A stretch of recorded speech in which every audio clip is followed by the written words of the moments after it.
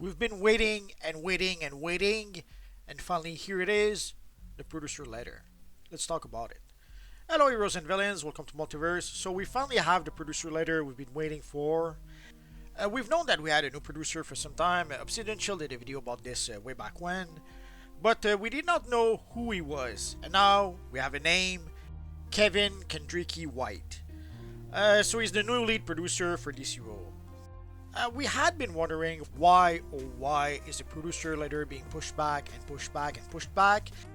It would seem that they were waiting for the PlayStation 5 update.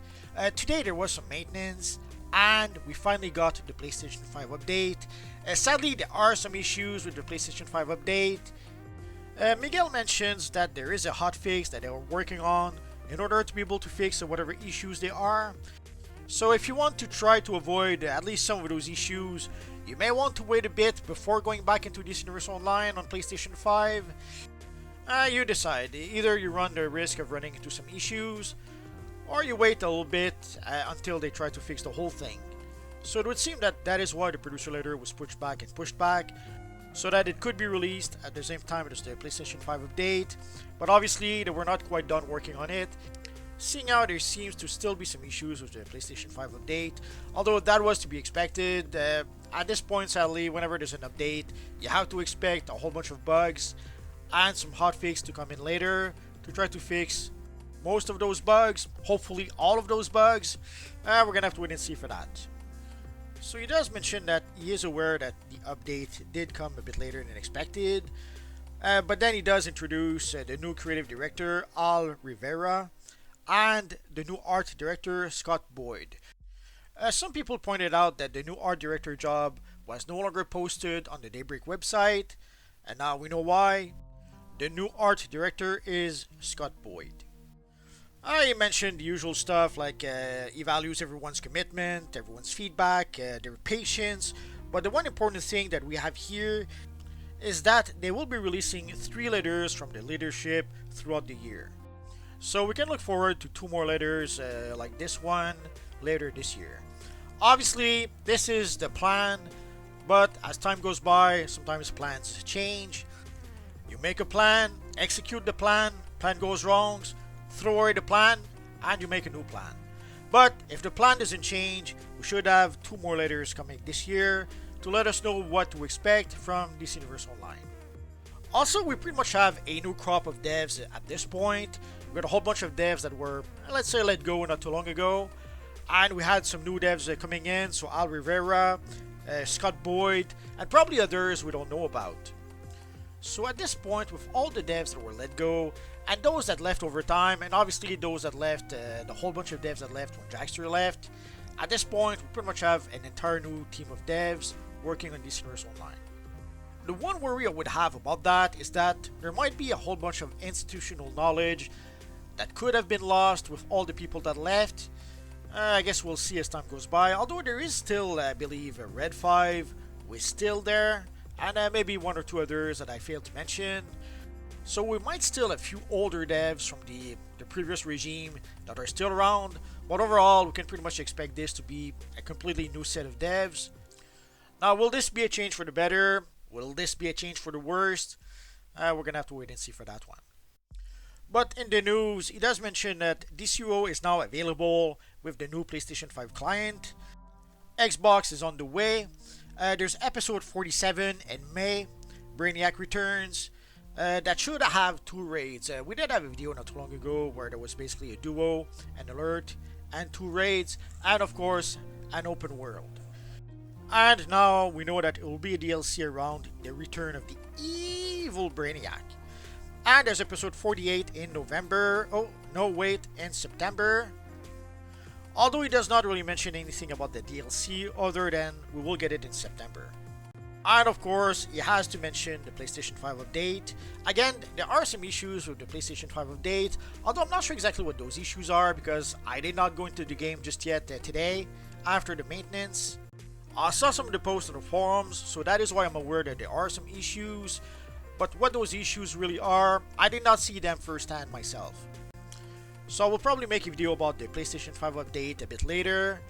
And I might wait for the hotfix to be added to the game first. We're gonna have to wait and see for that.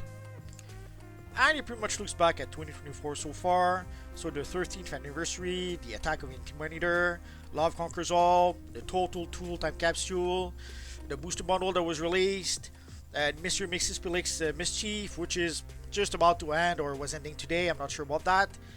And of course, he's talking about the new post-launch styles for episode 46, Justice League Dark Cursed. Although this producer letter has been written for some time, but for some reason it took him a while before they actually posted it. So I'm not sure if when he mentions the new the post-launch styles for episode 46, is he talking about the Batgirl style we got not too long ago? Or should we expect a new style? We're gonna have to wait and see for that one. So now he does mention episode 47, so Brainiac has returned, seeking to learn from his previous defeat. So he mentions the Hall of Justice, the Hall of Doom, the Secret Society, and we do have a couple of screenshots. So obviously they are going to reuse the Washington DC map. We already have two versions, the regular version and the metal version. And now it would seem that we will get a third version, a Brainiac Invasion version. And something that was highly requested, to get a new lair, but even better yet, to get a new Superman lair, or in this case, the Sunstone Fortress lair. It is something that had been teased way back when, but then when I think Ocean left, that was set aside. Now it seems that we're able to get back into working on it, and so we can expect a new Sunstone Fortress, and we can expect it this April, in celebration of Superman's anniversary. That is another thing that has been highly requested, that they do something for Superman's anniversary. In a strange way, we had Batman Day, but we did not have Superman Day. But it would seem that this year we will have Superman Day. We will even have Wonder Woman Day. And he also mentions the upcoming springtime event, the Pride Month event, and the summer seasonal event, Tides of War. And then he does mention looking ahead at the future. So basically he mentions celebrating the Year of the Dragon. I assume it's not going to be a new event. It's probably going to be something only for this year, seeing how it does mention the Year of the Dragon, but I could be mistaken. Of course, there will be the Homecoming Seasonal that will make a comeback, the Save the Universe event will make a comeback, and of course the Fall Seasonal, the Witching Hour, the Extra Life event will come back. Some people were a bit worried that with all the changes that happened at DC Universe Online these days, would the Extra Life event come back? And here it does confirm that the extra event will return. So if you missed out on the space base for whatever reasons, don't worry. In November, when the Extra Life event comes back, you will get your space base. I guarantee it. And of course, the winter seasonal event, Season's Greetings. And of course, if you do not want to read all that text from the producer's letter, there is a little graph as usual that shows you everything all the way up to the first quarter of 2025. Obviously, this is what they're planning to do. It could be that things go wrong, as often happens, and maybe they will have to change their plans, but if all goes according to plans, this is what we should get this year. So the first quarter is already pretty much behind us. So for the second quarter, we'll get episode 47, Brainiac Returns. We'll get the Springtime Seasonal. We'll get the April's Fool event. The April's Fool event usually lasts about a week, the first week of April. Although it did happen that it lasted the whole month, so I never know with this event. We will get Superman Day. I'm very happy about that. We will get a bunch of gifts for Pride Months. We will get the Jon Stewart ally. I'm very happy about that. Having a Green Lantern ally was always highly requested. And finally, we will have a Green Lantern ally. I would have expected to get Hal Jordan first, although I'm not really surprised if they started with Jon Stewart. But whether you like it or not, Hal Jordan has pretty much has been the main Green Lantern. And sadly, Jon Stewart, Kyle Rayner, and Guy Gardner have pretty much been the secondary Green Lanterns. Even Alan Scott, who came first, is not the main Green Lantern anymore. It's been Hal Jordan for a long time. But I can say I'm surprised that they went with Jon Stewart first, which is fine. As long as we do get a Green Lantern ally, I'm sure that'll make people happy. And I understand that if you are a fan of the Justice League animated TV show, odds are you're probably more familiar with Jon Stewart than Hal Jordan. So it's very easy to see why they went with Jon Stewart first. Heck, we don't even have a Wonder Woman ally just yet. We have Flashpoint Wonder Woman, we have Nubia. but we don't have the Wonder Woman ally just yet. Although, I assume if we do get the Wonder Woman ally, we'll get the Wonder Woman model we have in the game. But I would much prefer to get the classic Wonder Woman style. I guess we're gonna have to wait and see if they do add the Wonder Woman ally. And we already know that there will be a Katana time capsule. And of course, here they mentioned also the Sunstone Fortress. I thought the Superman Day would be them just adding the Sunstone Fortress, but seeing how they do mention the Sunstone Fortress and Superman Day separately, maybe we will get some other gifts for Superman Day. We're gonna have to wait to find out. And for the Xbox update, it would seem that they're probably not done with it just yet, so we'll probably get it sometimes next week. And for the third quarter, we will get episode 48. We barely just got information about episode 47, so it will probably take a while before we know anything about episode 48. There's going to be obviously the Tides of War, the Summer Seasonal, the Homecoming event, and the Save the Universe event.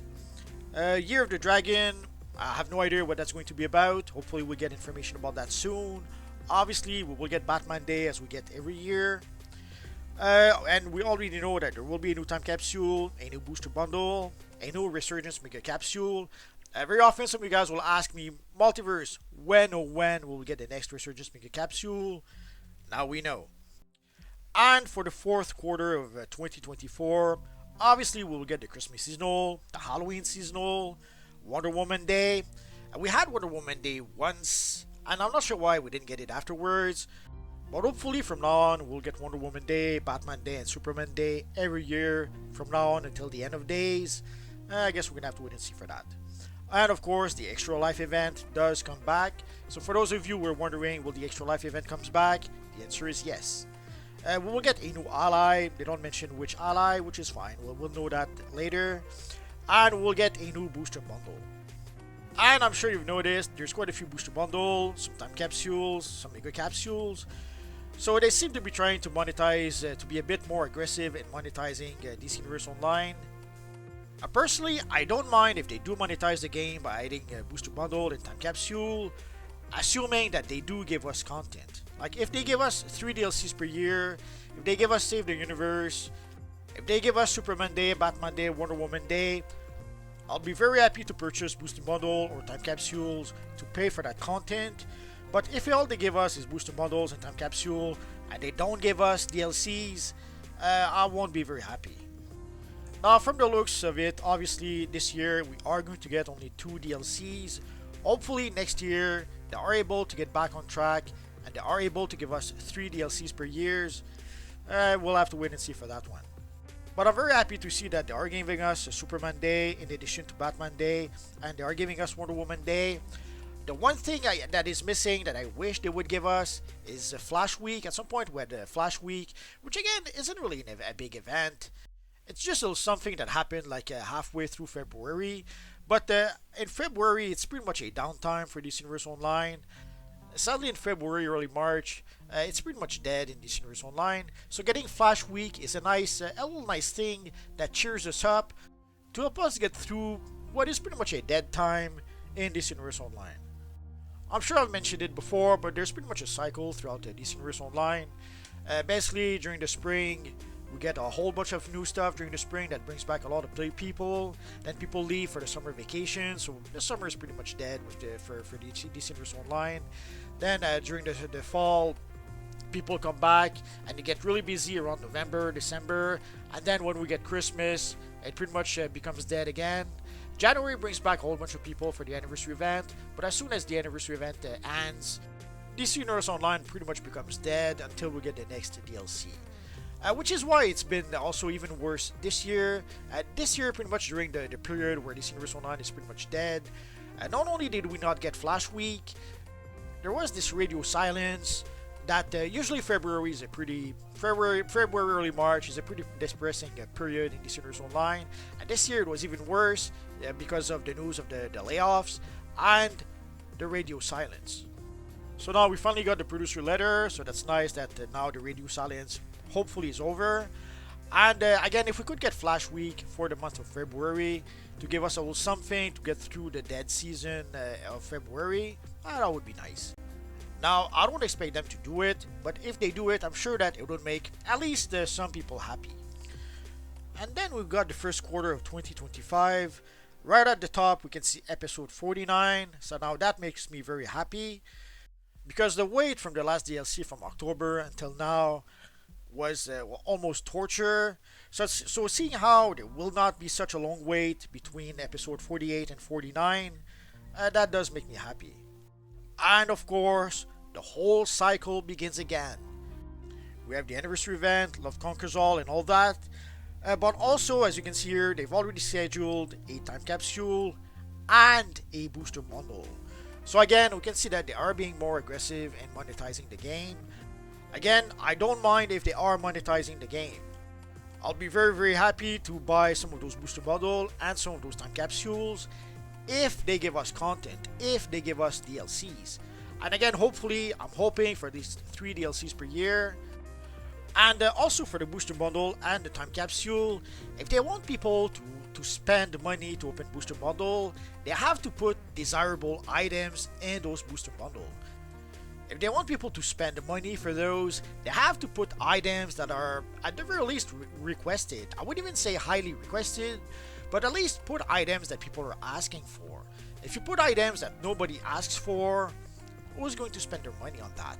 The same for time capsule, the same for the monthly rewards.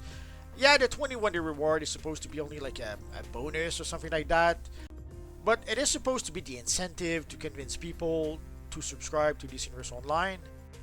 But if you put rewards that nobody asked for, no one is going to spend money to subscribe.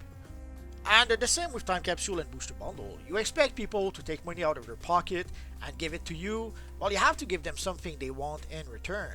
If you give them something that nobody asked for, yeah, people might open a 10 time capsule and that will be it. If you want people to open the 50, 100, 200 time capsule, you have to give them something that is highly requested.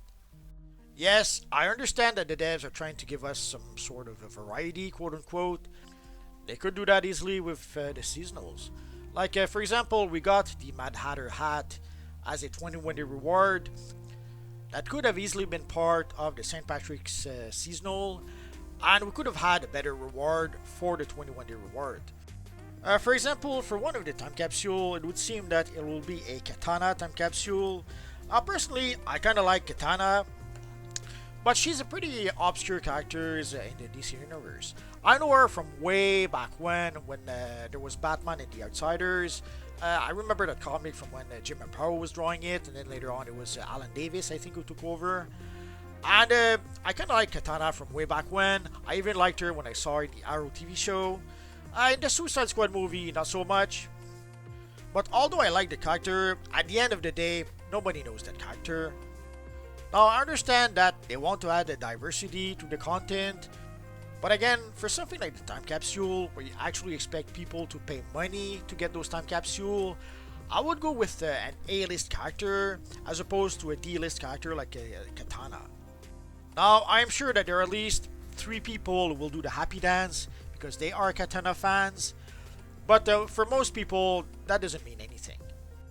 Now, I understand that they are trying to add the diversity to the game, but there are ways where they could do that by balancing, giving some A-list characters, and then using some of the content to give some B, C, D-list characters that nobody knows anything about. Anyways, so finally we do have the producer letter, so we do know what to expect for 2024, and even a little bit of what to expect for 2025. Anyway, enough rambling for now. So, as soon as we do get more information about the Brainiac Returns DLC, or the John Stewart Ally, or anything else, I will let you guys know about it.